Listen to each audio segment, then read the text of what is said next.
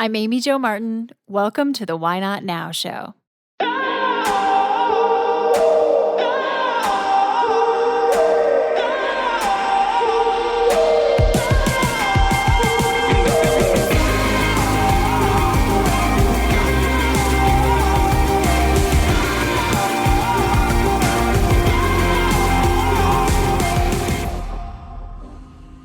You know that thing you've been thinking about doing? Yeah, that one. Why not now? Have you ever actually taken the time to ask yourself, what's stopping me? Let's talk it through. This is your chance to give that idea the attention it deserves and take action. Each episode, I have a chat with a fascinating person, from entrepreneurs to athletes, celebrities, my parents, rocket scientists, and all walks of life. We talk through a critical time when they've asked themselves, why not now? We dissect that day or even that moment, step by step.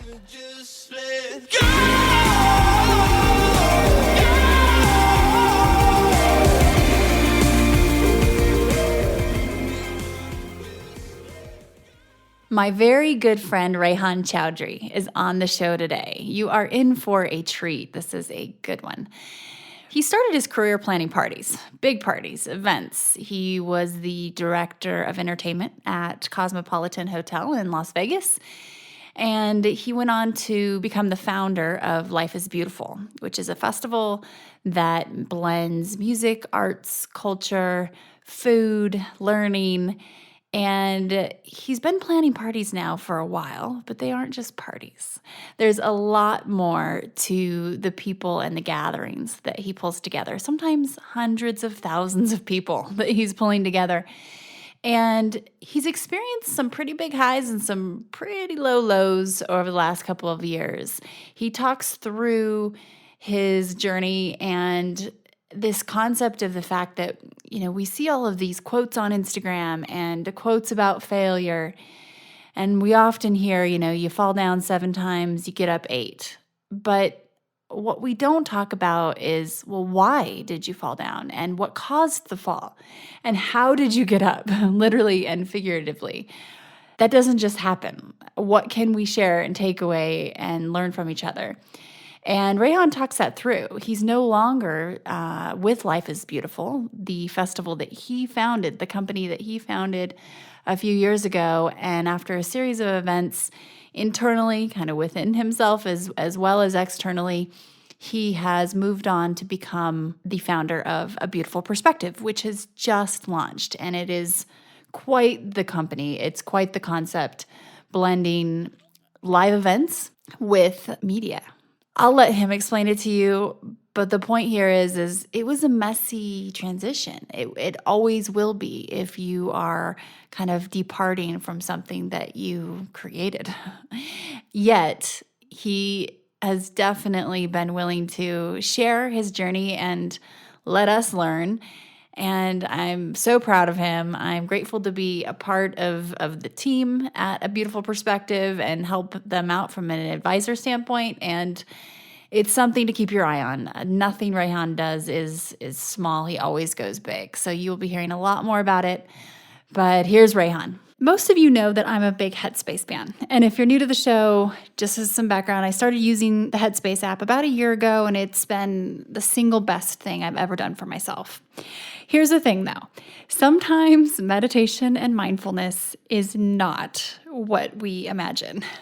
Yes, there are days when I feel like I'm in a Zen situation, and other days I've been known to hit the SOS button. There's literally an SOS button on the Headspace app.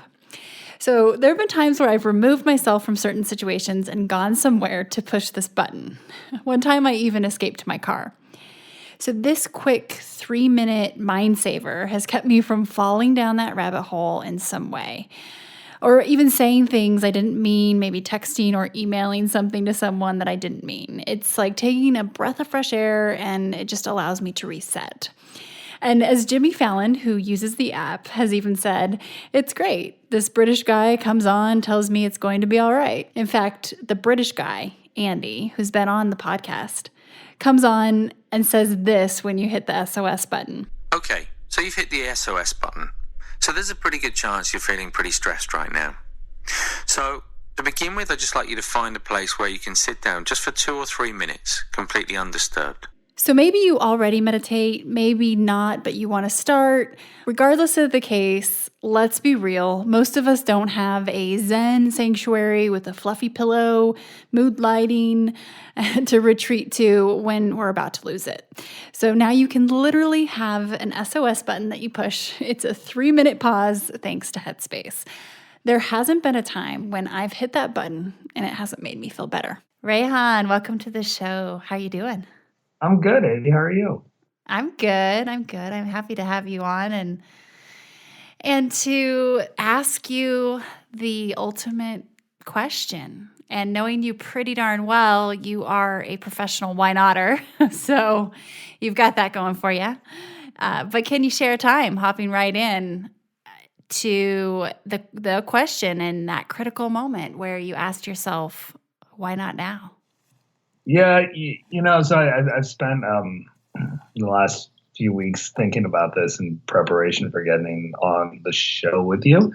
And I think the consistency, the consistent moments in my life that I can think of where I kind of had that opportunity to make the leap or not all kind of revolved around the feeling of comfort. So I've noticed that when I feel comfortable and I feel safe and protected, I have this kind of weird desire to shake things up.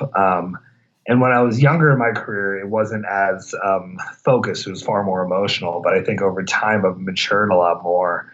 And I'm able to kind of pinpoint reasons why I felt safe or felt secure. And I think the most relevant for this conversation was just happened about 1.5 years ago now. It's when I made the decision to leave Life is Beautiful, the festival that I founded in Las Vegas, and decide to go start my new company, A Beautiful Perspective, and kind of drastically shift the direction that my life was going at the time. And I find it interesting. I find that story interesting largely because I think the more I talk to people about it, I think people are immediately question the decision because it seems like leaving a really good thing in a really comfortable place for a lot of uncertainty. So your why not now moment and kind of this underlying idea of almost getting too comfortable and that makes you uncomfortable?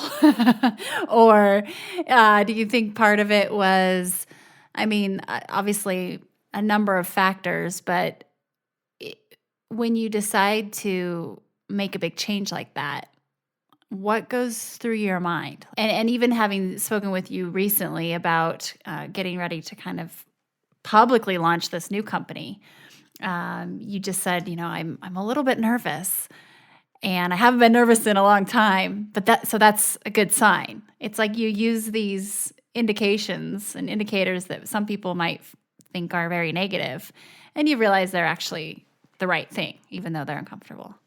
Yeah, I think so. The story, I think to put myself back in that place that I was in January of 2016 is basically this. So we founded Life is Beautiful in 2013. So the first year of the festival was in October. And the intention was to create this multi-day music festival experience that had more depth in it than existing events that were out there at the time.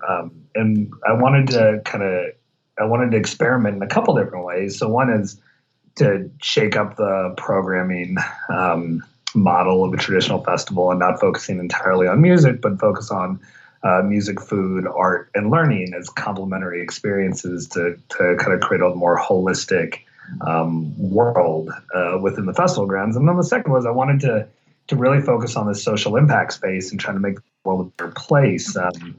Through Life is Beautiful, our intention was to help young people work through social issues by hearing stories of resilience from celebrities who work successfully with their social issues at either an older or younger age. And there were a couple things that happened during that period of time, the 3 or so years that I was with the festival.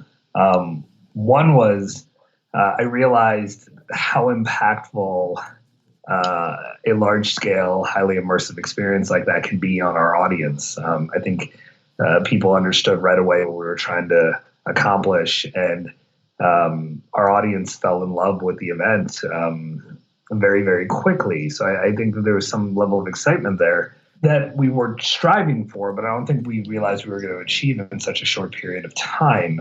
I think the unexpected experience and all of that was what comes with a large scale festival gaining in popularity so quickly, which ended up being a lot of attention on me. So I remember going from a relatively unknown person in the Las Vegas market to somebody who was getting a lot of attention. So it was attention in the form of press and interviews and TV appearances and event appearances. And all of a sudden people would recognize me at restaurants and hallways. And it's funny that in a market like Las Vegas, it feels like a large city, but it's really actually in a small fishbowl in a number of really interesting ways. Mm-hmm. And I can look back on the moment now, but I think in hindsight, I didn't really recognize the point when I shifted from using publicity and awareness as a tool for the business versus using it to support my growing ego. And in hindsight, I can very clearly recognize the moments when I shifted off of both who I was personally, the reason why I was creating this event and this brand, and all of a sudden, what priorities were what things I was prioritizing in my mind, and what success now looked like. And I think it was after the 2015 festival, so call it the winter of 2015, going to the beginning of 2017 or 2016, that I had this moment of clarity that I just wasn't the same person that I was when I moved into the city and kind of came up with this idea. I think I had very good intentions, but all of a sudden I was doing it for very superficial reasons, and that wasn't who I was. So I took a step backwards and started reevaluating the entire experience. And on one hand, I could have stayed with the company and continue to work through kind of all the challenges that you would normally see within a new start. Retain all that momentum that I built personally, knowing that I would have to figure out ways to manage it myself, or I could take a step back and kind of refocus my life and kind of get a better perspective on what I really wanted holistically, and try to think, okay, does Life is Beautiful really play a part in that or not? So I took about a 30-day period to ask a lot of the people that I admire greatly questions, you being one of them maybe, and trying to figure out really like, well, what was I supposed to be doing? And I think I kind of came to the realization that Life is Beautiful was a very important part of my career, a very important part of my growth. But as long as I was tied at brand and that organization and that experience, I wouldn't really be able to accomplish my goal of, one, making a positive impact on the world, and two, really being able to focus on applying the resources and ideas that we had for good as opposed to for personal gain. So without really much of a plan, I kind of pulled the plug and made the decision to step away. And from there, dove into what ended up being a 1.5 year long journey to kind of rediscover myself and rediscover what my initial intentions were. I learned that I really, really love bringing large groups of people together in a community environment. I really love giving people experiences that make them see the world differently. I love giving grown adults the opportunity to feel like they're seeing Christmas morning for the first time again. Mm-hmm. More than anything, I love the idea that the what we're creating can actually make a meaningful impact on individuals who need it. So that pushed me to basically create a company entirely around that vision. So could we create a company that was a for-profit entity, but whose primary performance metric was the positive impact that we would make amongst our community members, and be able to incorporate live experience in a meaningful way and create a level of scale that could ensure that we were, one, not so hyper-focused on an individual market that we kind of lost perspective, but we're able to understand kind of the scope of impact that we were looking to achieve. And I think we've been able to do that with a beautiful perspective. And we're launching and unveiling it to the world and seeing how people respond to it. It's very, very exciting. And I'm grateful to be along for the ride with a beautiful perspective. And I want to get into that for sure. Kind of touching back though to, as I was listening to you and knowing your story pretty well in this experience and kind of having gone through it with you, but also taking a step back, I realized how much of a parallel we've had with I guess you'd say exiting our companies in a non-traditional way, but also realizing that it's kind of like personal alignment for entrepreneurs in general. If you are no longer fully aligned with the thing you've created, it's very difficult to coexist kind of and continue down that path, right? So for whatever reason, if the thing, the kind of living being that you've created is not aligned with who you are, it's very difficult. Something has to give. And I think it's so bold what you are able to do and realize the amount of self-awareness it takes, because that's not easy at all, to be able to put blood, sweat, and tears into something and live it, breathe it, and then realize, what, this is no longer, we're not serving each other the same way that we used to. And so I think it's such a powerful message, because entrepreneurs and people who have started things often feel stuck, I think. And maybe they, that they can't get out, whether it's ego, it's pride, it's finances, whatever it may be. It becomes a common story where, this just is no longer serving me. So, but you're proof that here you are getting ready to launch something completely different and new, yet you've been able to rebuild, and not only rebuild with the company, but kind of yourself, or backtrack a little bit. So it's super cool. And I think that what's cool is you're willing to share the story too, because oftentimes we don't hear about the sometimes messy experiences. It's always the glorified unicorns or, roses conversations. But here you are launching this new company, and let's talk about a beautiful perspective. So just as a background, can you talk about the components of the company and given your experience in creating experiences, how you've been able to take that and also build upon it, because there are new dimensions to this company? Yeah, absolutely. So I definitely want to touch on the kind of experience part you were just talking about, and kind of the journey and how messy it was. So we can get back to that. But structurally for the company, so here's what we're trying to accomplish. There are two generations in front of us, living generations today, and it's millennials and then Generation Z. And you hear a lot of brand marketers and a lot of companies talk about the importance of marketing to millennials and the importance of marketing to Generation Z. But I think what's often missing is a level of understanding and almost empathy for what these two generations are going through.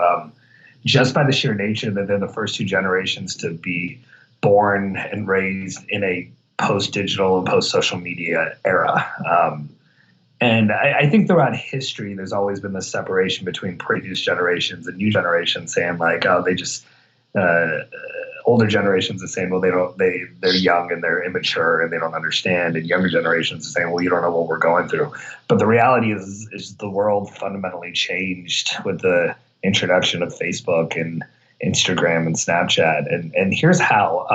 There was a time when I was in school, and I remembered very clearly where I went home one day, and this was after weeks or months of being incessantly bullied uh, by kids in my school, and I think I was in middle school at the time. And I went to my mother for advice and kind of support. And it wasn't clean. I was in tears, and I was scared, and I felt alone. And I remember her advice to me, and it was largely that I needed to look at I needed to look at these kids with a level of patience and understanding, that they're making fun of me because they're insecure about themselves, but more so that the feelings that I was going through and the emotions I was going through were very limited, and that I was going to get over them at some point, and that the bullies were going to go away at some point, and that when I was at home or when I was with friends, I was protected. And that was true, right? That was very honest insight and truth from my mother, that is completely useless today, because today, if I was at school and the wrong photo was taken of me in the wrong position or the wrong situation and was posted online and turned into a meme that went viral, that's going to live not just with me, but it's going to live with my family and my kids and their kids, and that's theoretically going to live in perpetuity. And that's scary. And there's no history for that. There's no playbook to figure out how to work through that. So what I've been doing for the past few years, but really for the last kind of 18 months, is deep diving into what are the repercussions of living in this era without any history of how things were, and without really an understanding of how to evaluate problems very clearly. And what I've found is this: young people have more access to information than ever before. That's not a new statement. That's something we all know. But with this flood of new information, it's hard to decipher what is a trusted resource, and two, how to work through issues when there aren't really any case studies out there to show how to do so. And then three, how do you take all of that information that forms your kind of perspective and your attitude towards life and apply it to both your career personally, and also trying to make some sort of a positive impact on the world.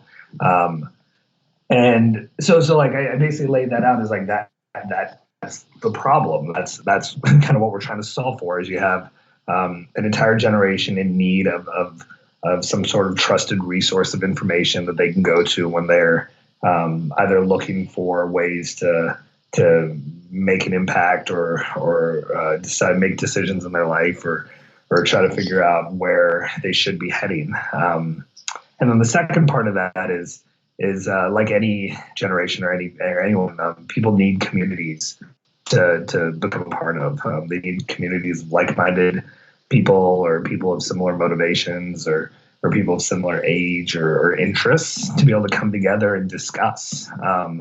And the problem with the opportunity that social media offers is it allows people to be able to connect with people very quickly from around the world. But the problem is we've gotten into this pattern of limiting our communication to very short yet very well articulated and strong positions that we kind of throw out there and run away because we are operating under this kind of like perceived anonymity. So that's where you see a lot of the negative chatter, a lot of the infighting that's going on social media, that is absent of community and absent of any kind of meaningful conversation. And this is just a long, like wordy way of just saying that we're fighting more than we're actually discussing. And the problems with manifest, or the results of that, are manifesting in some very scary ways. The election last year is one example. Now, regardless of who you wanted to win, or regardless of what direction you think the country should go, it was scary. It was an election like none other. You had an entire young generation of people who opted out entirely because they felt like the system was rigged against them. You had people voting based off of fear as opposed to kind of informed perspectives. And you had an entire population or an entire country that didn't know what sources of information were true and what they could believe in. So one, the opportunity we saw was, okay, let's fix that by introducing a digital resource or a platform that distributes information in what we believe to be an unbiased and also a protected way. So my parents had the Walter Cronkite era of journalism. We had libraries and textbooks and teachers and to a lesser degree, even the TED Talks in the digital era to go to for information. But young people today really don't have that. What they have is a bunch of media outlets that are fighting for their clicks and their loyalty by trying to get them to align with predetermined perspectives. And that's not the purpose of distributing information. That's not the purpose of media. The purpose of media is to convey the facts and convey the information and share it in a timely manner, but encourage people to form their own perspectives. So point number one, we wanted to fix the media system and create a resource for young people. Point number two factors into the community stuff that I was talking about earlier. Without a community to develop and nurture and foster your thoughts within, your thoughts end up kind of echoing in your head, and they come out in very short form pieces, and you can't handle confrontation, argument, or debate well. So what we're trying to do with the company also is create these environments where we can allow our audiences to create communities and engage with people of similar mindsets and also different mindsets, but understanding that the importance of community development and open dialogue and conversation is largely to create better, stronger perspectives and better, stronger solutions, and that it takes multiple perspectives to create solutions. So those are the kind of the fundamentals for a beautiful perspective. It's one, create a digital news resource and content resource that conveys unbiased information in the way that young people will consume and trust. And two, use large-scale live events, specifically festivals, to allow our audiences to form communities and foster open discussion and dialogue in safe environments. And we want to do that across the country. And we want to do that around the world. And we want to do that in a way that allows young people to feel informed, empowered, and part of a system that they can really enact real change within. And that's the entire premise of A Beautiful Perspective. It's educating young people, allowing them to create their own informed perspectives, and empowering them to change the world. And it's an amazing solution and vehicle for what we're seeing so much of right now, too, of marches or gatherings and people feeling very strongly about a certain issue, cause, topic, whatever it might be, and willingness to mobilize themselves to a certain area. But then I'm personally feeling like there's then kind of this, okay, what do we do now? And in a way, A Beautiful Perspective is a vehicle for that next step, a more productive and proactive way to kind of use that pent-up energy, if you will, versus kind of just showing up and not knowing what to do. And that's one of the reasons I love it so much. And just the concept of bridging those two worlds of experience and boots on the ground with media is so exciting. It's so exciting. Back to your why not now for a minute. Was there a moment where you decided, okay, green light? Do you remember a specific thing, a specific time? Yeah, I mean, I remember laying on the floor in my bedroom in Las Vegas in the fetal position, sobbing hysterically, because I'd lost control of everything that I'd built. I'd lost control of our brand, our strategy, our partnership, our execution. I felt like everything that I'd worked so hard to create and sacrificed so much to create was getting manipulated and turned into something that I didn't recognize anymore. And I felt like my only two choices were conform and rejoin the system that I wasn't very proud of, or face public humiliation and very public and either actual or perceived collapse of my career and my identity. And that's a really tough position to be in. I mean, more literally, I created a festival that was meant to create a community of people who would come together and help each other through shared stories of resilience. And 3 years later, we were talking, the teams were talking more about VIP areas and models and bottle service and access for celebrities, and all of a sudden it became this organization that was manufacturing ego more than it was focusing attention on individuals with individual problems and real emotions.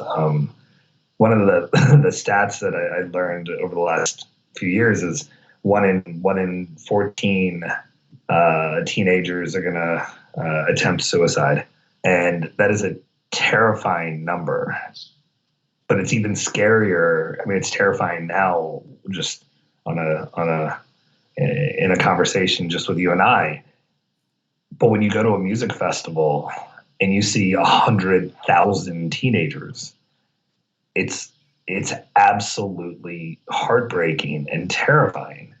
And I think my frustration with both Life is Beautiful at the time and the festival industry in total, it's this lack of responsibility that everyone feels. I remember having a conversation with another major festival producer and saying, like, look, like, you need to have these conversations on the ground. You need to have speaker series, and you need to have booths that people can go into and talk to therapists or coaches or mentors or whatever it may be. Like, these are really important experiences that you can create at your festival that give it more depth and more meaning, and ultimately drives more loyalty. Sure, but it's like it's important, and young people are asking for this.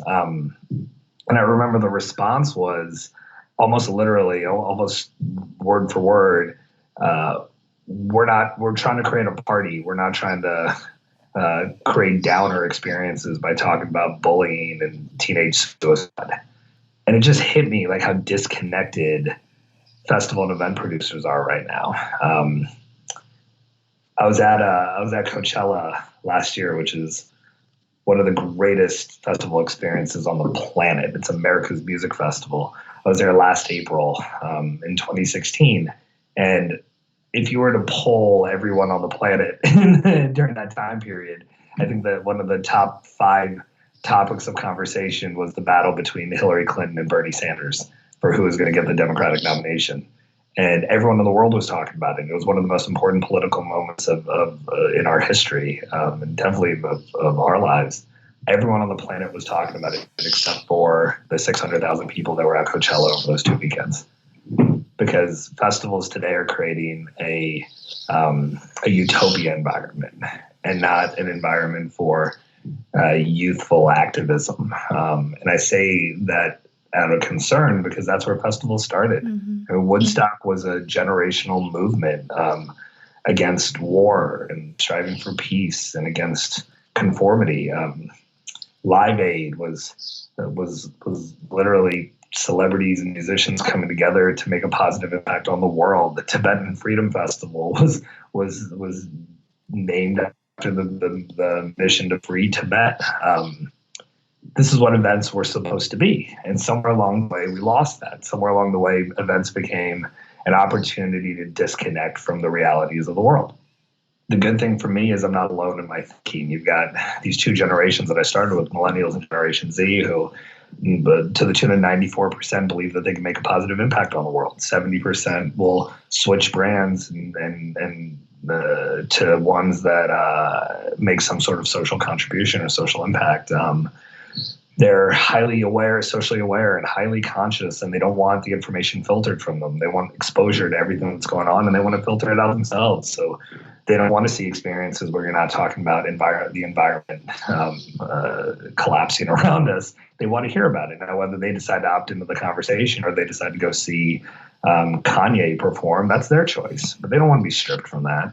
And that's our opportunity right now, right? If the festival world if what's happening in the world is any indication of kind of consumer behaviors, now is the time to start bringing back these activist festivals. I was having a conversation with somebody the other day who was arguing the counterpoint to this, that my perspective really isn't true, and that people don't want that.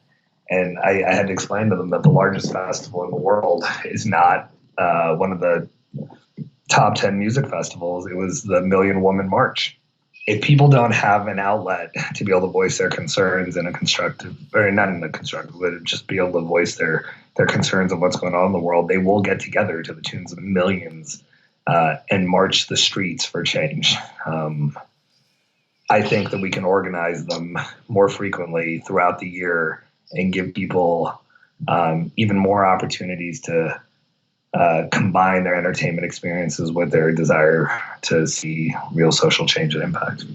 It's so true, and there's a craving for it.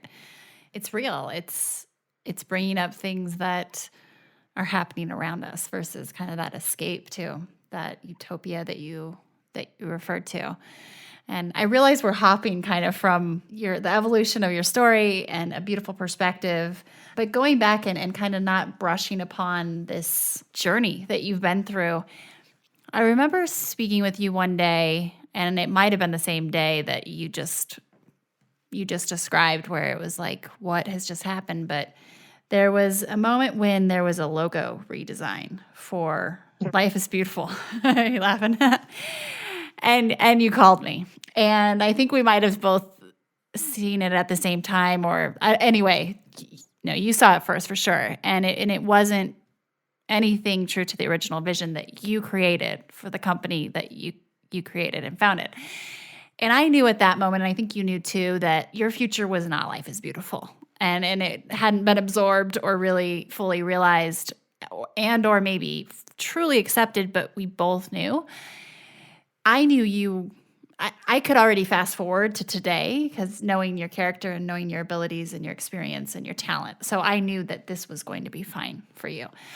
But when you're living it and you don't necessarily have that perspective yet, it is a dark, what the heck am I going to do place?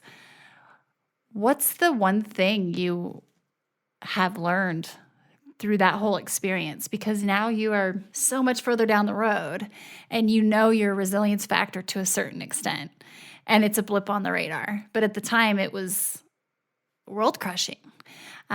So what do you think is like the biggest takeaway that you've learned about yourself and just about life through this whole experience?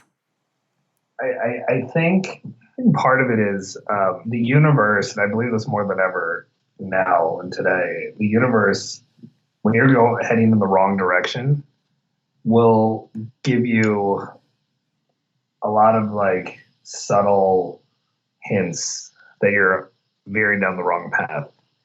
And it's up to us to either listen to those kind of moments and understand those moments and do something about them, or not. In my case, I had a bunch of little opportunities to adjust course.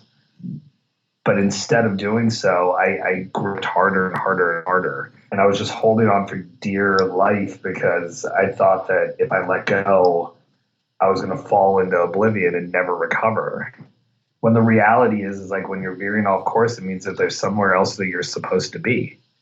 And I think that logo moment for me was after probably 100 different little ways in which the universe was saying, hey, like, this may not be the thing that, this isn't the thing that you're supposed to be doing forever. That logo moment was definitely the smack in the face. It was the moment where I realized that like my thumbprint that was very visible in the form of that logo was no longer on the event. And it very much was no longer the thing that I envisioned creating from the beginning. And I think part of it was that it was my baby, and there's always, for a founder, a level of connectedness that you're going to have to it and the original intention. And companies pivot and they adjust course, and that's normal. But I think for me, like, I wasn't done yet. I knew that I wasn't done. I wasn't finished with what it was supposed to be. Like, in my mind, we were still at the infancy of what that company was supposed to do. And for good or for bad, my partners believe differently. They believe it was exactly what it was supposed to be, and they're operating it very successfully. It's a very successful festival. It just won Festival of the Year with Polestar, and it just sold out all their tickets for this year, and they're doing some really incredible things. But now looking at it, I can tell you with 100% certainty that I wouldn't have been happy staying there. Um, because while they're accomplishing a lot of really incredible things, very few of them I hold in my value system. So now I get to wake up and go to sleep every night knowing that um, one, I'm back in control of my own destiny, and two, that if I want to place the highest priority on helping people, then our company's highest priority is going to be in helping people. And I'm intentionally surrounding myself with a group of people, investors, partners, employees, etc., who believe that and will do whatever they can to protect it. And it's just a different set of metrics that you have, right? So it's apples and oranges at this point, kind of what you find to be considered success. So what is next with it? So a beautiful perspective. If someone's listening and they want to support, they want to learn more, can you talk about some of the upcoming events and what they will be seeing in the very near future? Yeah, absolutely. So we are launching a digital media platform that's going to be you're going to be able to visit at abeautifulperspective.com, where you can sign up for information and you'll receive notifications on what we're doing. And then simultaneously, we're going to be announcing a few events, our first wave of new events. One of them is a major music festival in Phoenix, Arizona, that we're doing in partnership with some really great groups of people and organizations. But that festival is called Lost Lake, and it's happening in October of this year. And then the second one is an event that we are launching in back in the hometown of Las Vegas, Nevada, and that's going to be an emerging music and ideas conference, and we're announcing that and what you're going to see with all these all these events are meant to foster a sense of community and belonging and allow people to seamlessly move between the digital space and the live experience space, but still feel like they're part of the same system, and they still have access to the same resources, and they are in a trusted environment that they can collaborate and co-create and ideate and change the world through. And I think what I'm the most excited about is we've been sitting in like an incubator for the last year and a half, creating this thing ourselves with a vision of what we would like it to be. But like, if there's anything that I learned with Life is Beautiful, it's you can spend an entire year working on an event experience or a business, but you really don't know what it is or what it's capable of becoming until your audience gets their hands on it. In hindsight, after the first year of LIB, the culture wasn't determined by us. It was determined by the 100,000 people that were in attendance. And that's what I'm the most excited about right now, is just get people to see what happens when people go to the website and they read or view our videos and our content, and they share and they tell stories and they attend events. And I'm just excited to see how that plays out. Me too, for sure. And switching gears for a minute, how do you keep your mind healthy? It's a good opportunity to plug Headspace because I meditate regularly. Do you use Headspace? Yeah, no, I totally do. There are a few things. So I use like a handful of apps religiously to kind of keep me organized. But there are a few things that I do. So one, the app that I use the most is Todoist. And what I have is a recurring to-do list that recycles every single day. And I check off of it every day. Like there's this thing kind of mentally and spiritually of crossing off things on your list. But some of them have to be recurring and daily. So every morning I journal for at least 10 minutes. I meditate for at least 10 minutes. I go through my life kind of goals, my big goals. So like I take the time to visualize and actually like internalize what it's going to feel like to accomplish those things, because you very much manifest your own destiny. I think it's important to do that. I write, and then I read a ton. I'll spend an hour reading articles, books, comic strips, whatever you need. And I try to watch videos of like kind of first person perspectives of what people are going through, because especially when you're in a startup environment, you're very limited to the resources at your just immediate disposal. I don't have a lot of time to travel, and I don't have a lot of time to be around large group of people because we're so focused on our computers and at our desks.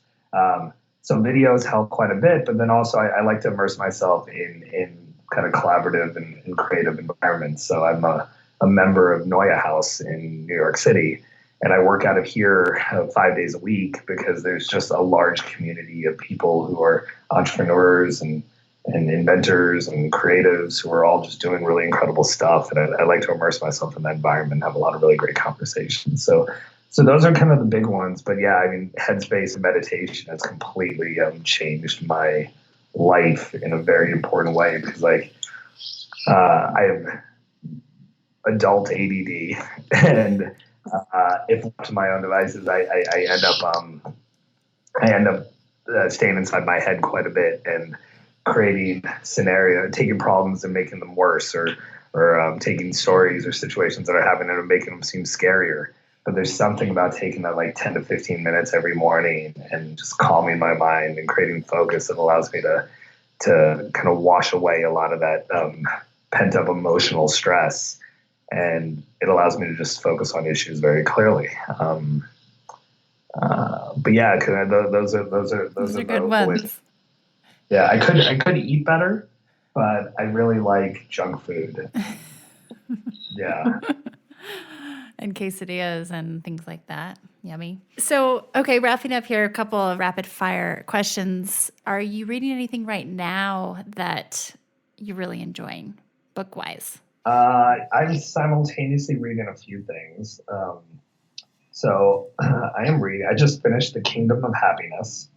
Oh. And yeah, I just finished that because it was an interesting kind of like very specific perspective on the journey that we all lived in downtown Vegas. So it was just interesting to read that. I just finished Phil Knight's autobiography, Shoe Dog, which was the story of how Phil started Nike in those early years. I'm in the middle of reading Thrive, Ariana Huffington's book, for the first time. And I just finished Creativity Inc., which is the Pixar story, which I love. I love business stories of like either individuals or companies and how they were founded and how they evolved and grew, especially creative organizations. So like the Pixar story is really incredible because like what they've done is they figured out a way to create a science around ensuring that their dedication to the creative process retained, and they've scaled bigger than just about anybody. But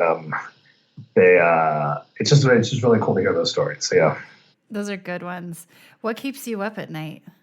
You know what keeps me up at night? I think at the beginning of this, I mentioned that I got consumed by ego, and I got consumed by the kind of positive response that I saw from Life is Beautiful in a very negative way.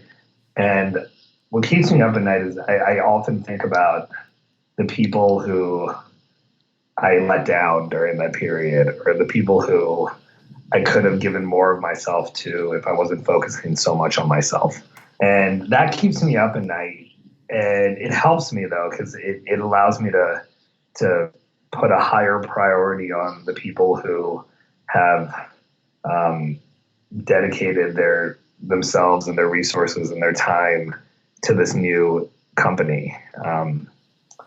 I've got a group of people who are sacrificing a lot because they believe this is the right vision.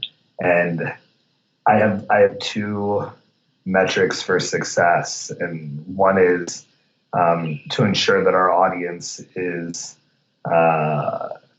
making the impact on the world that they're capable of making via the lens of this brand. And the second is to ensure that our stakeholders, our partners, our employees are all benefiting both personally financially, emotionally because of this. And the only way to do that is to really just focus as much attention on other people.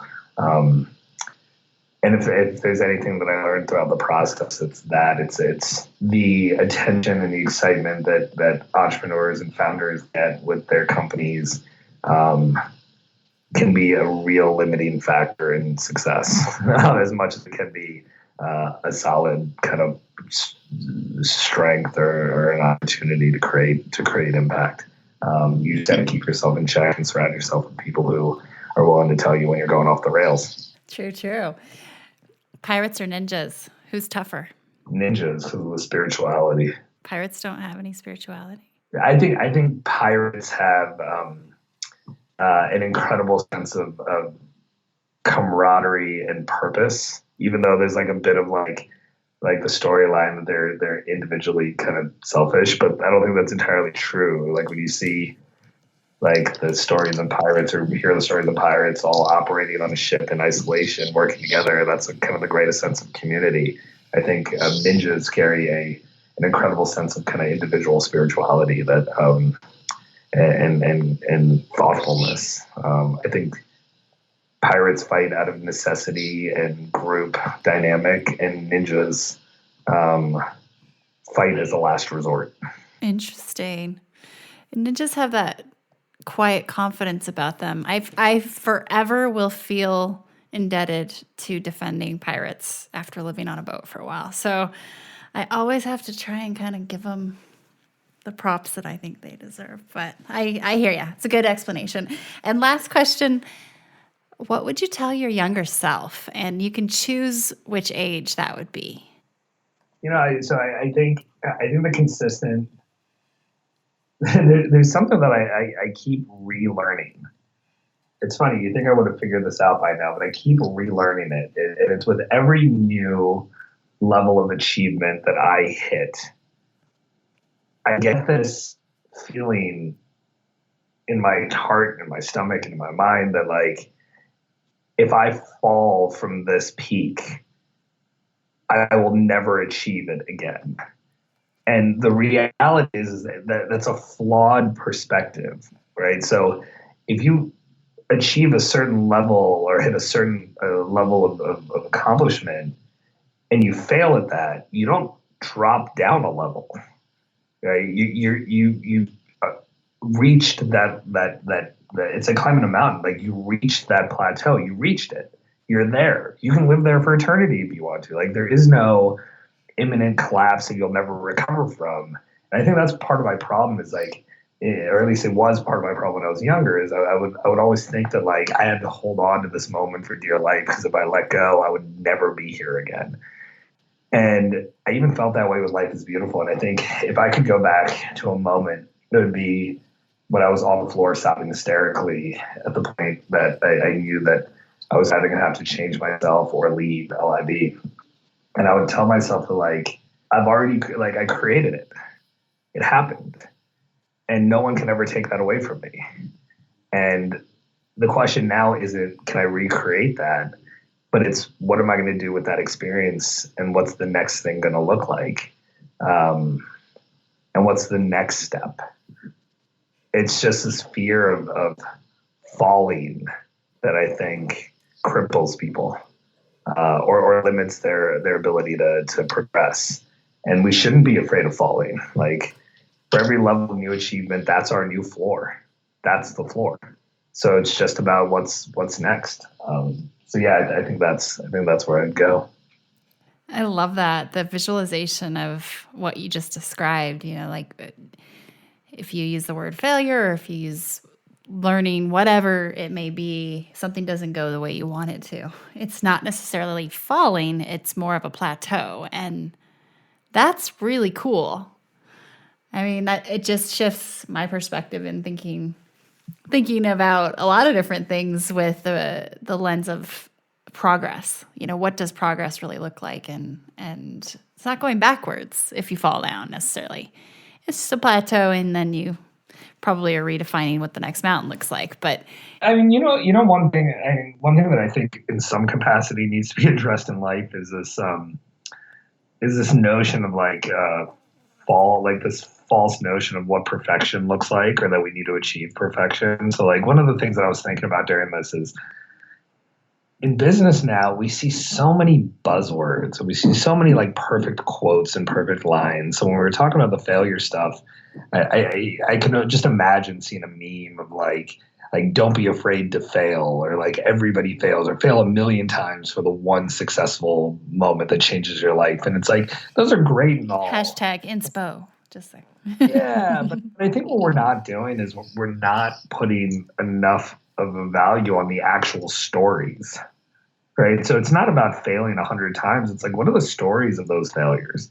And I think that's the important thing. And then I think that's what you're doing so well here, is it allows you to get past the Instagram perfect quote or hashtag and get to the actual emotional level. Because I think like when people feel the most lost, it's when they feel like they're going through something that nobody else has gone through and they don't know who to turn to. And the reality is like, I'm all for kind of individuality and unique storylines, but there's nothing that we're experiencing that somebody hasn't experienced in some capacity. Right? The question is just finding that person, hearing their story. And I think like that's one thing that we're missing in society right now, is the value of the story. We just look at the photo, or we look at the meme, or we look at the quote and think, oh, that person had it all figured out.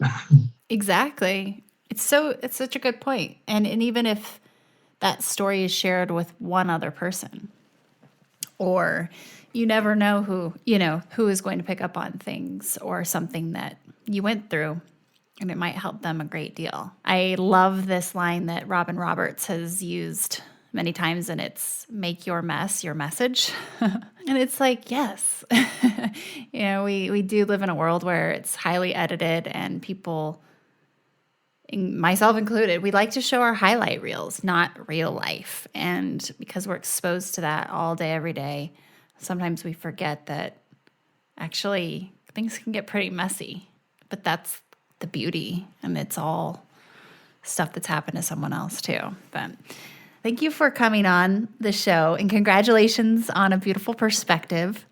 Thank you for the invite, and thank you for letting me be a part of this. Like, it's the group of people that you've had do this are so incredible, and the stories are so amazing. It's an honor. Thank you.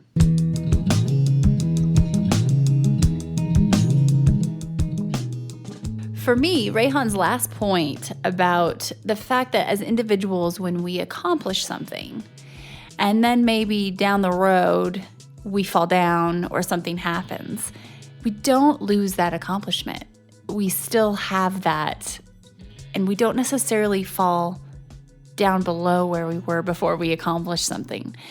It paints this visual in my mind, and I think it's an important one and very useful, kind of tangible. The other thing that he said about the fact that he had a bunch of little opportunities to adjust course and make some shifts, but instead of doing that, he had gripped harder and harder, and he was kind of holding on for dear life. The idea that the universe will, give us signs and subtle clues and hints that we might be veering down the wrong path, until finally it'll just smack us in the face, is so true. And like he said, when the reality is that if you're going off course, sometimes that means there's somewhere else you're supposed to be. So kind of taking that into account as an option if you continue to go off course, rather than forcing yourself to just get right back on, taking a step back and maybe thinking, okay, maybe this isn't right and something needs to change.